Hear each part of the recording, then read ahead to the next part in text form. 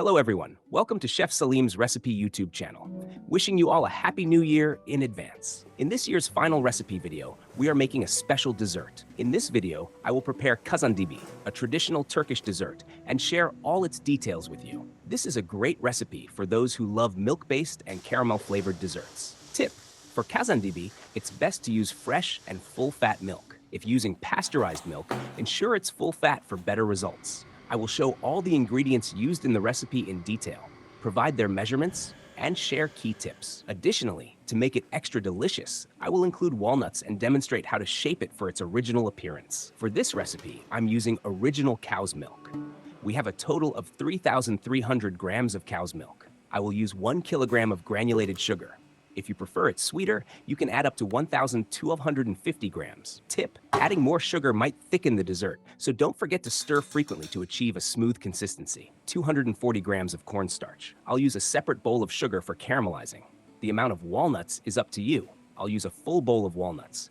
1 packet of vanilla sugar, 100 grams of margarine. I'll use 2 trays, one weighing 1 kilogram and the other 1,250 grams. They must be aluminum trays. Tip: aluminum trays work best as they distribute heat evenly and hold the caramel well. If using glass trays, the caramel might not stick.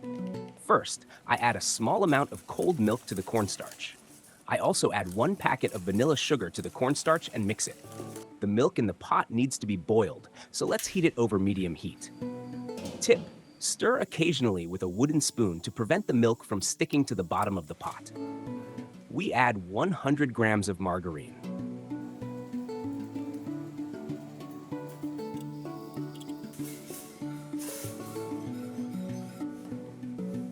When it approaches the boiling point, we can add the sugar.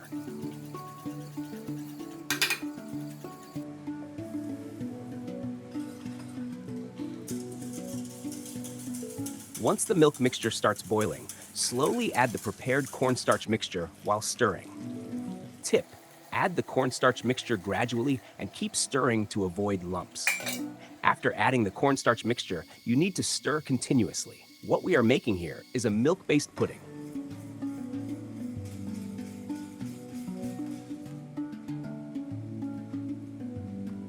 Once our dessert reaches the right consistency, we'll remove it from the heat. Now, let's place the 1,250 gram aluminum tray on the stove. After adding a bowl of sugar to the aluminum tray, rotate the tray to caramelize the sugar until it browns slightly. Tip: keep moving the tray to prevent the sugar from burning. Stop when the caramel turns light brown. If you've watched the video up to this point, I'd appreciate your support. Please like and comment on the video. Check out my other videos. Watch them from start to finish, share them on your page, and recommend them to your friends. Don't forget to turn on the notification bell and feel free to leave us tips. Thank you for your attention. For first-timers, be careful with the heat. Sugar can burn quickly, so aim for the color you see here. I've made it a bit darker caramel brown. Now we've removed the tray from the heat and we'll add some of the mixture. Tip: be quick when adding the mixture. Hot caramel hardens rapidly as it cools. Our dessert wants to send us a message here, and I think it's smiling. I'm adding a thin layer of milk pudding over it.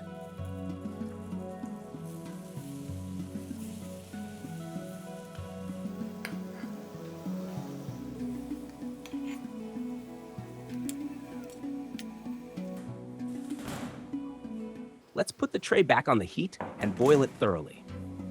Tip: this step balances the caramel's bitterness and makes the dessert tastier. The reason we're doing this is to reduce the intense bitter taste of the caramel and enhance its flavor.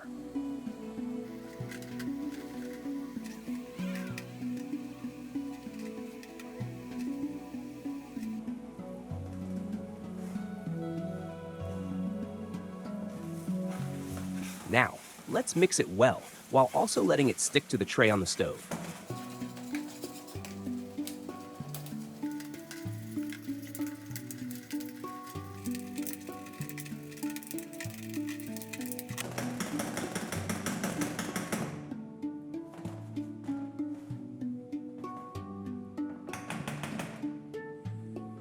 The burnt sugar stage of Kazandibi is almost complete.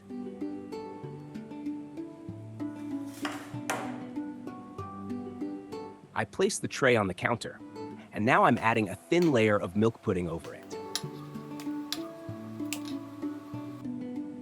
After adding the white layer, I gently smooth it out with a spatula. Tip: lightly wet the spatula to smooth the surface more easily. I'm pouring the remaining pudding from the pot into the 1 kilogram tray. After slightly grinding a bowl of walnuts in the blender, I evenly sprinkle them over the dessert.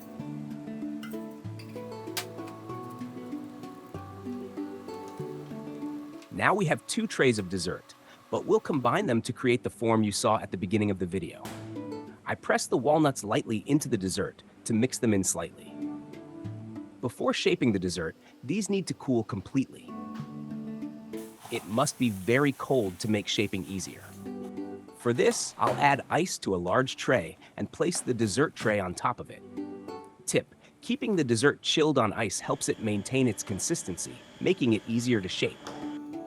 Since I'll make 25 desserts, I'll divide this tray into 25 equal pieces and do the same with the other tray. Both trays will be cut into 5 by 5 pieces, making 25 desserts in total. You'll need a steel spatula and a bit of water. After wetting the spatula, take a piece from the walnut mixture. Now take a piece of Kazandibi and place it on top of this piece. This is how the shaping process works.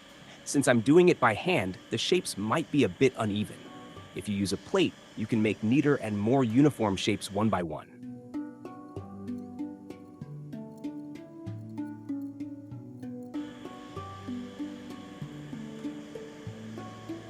First, roll the walnut mixture on the plate, then place the Kazandibi over it to create a smooth shape. Don't forget to wet the spatula in between.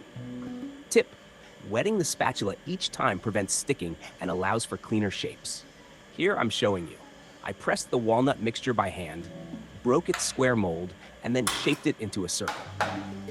After cleaning and wetting the spatula, take it and place it on the other tray. It's that simple. Anyone can do this. See how easy it is? Try it.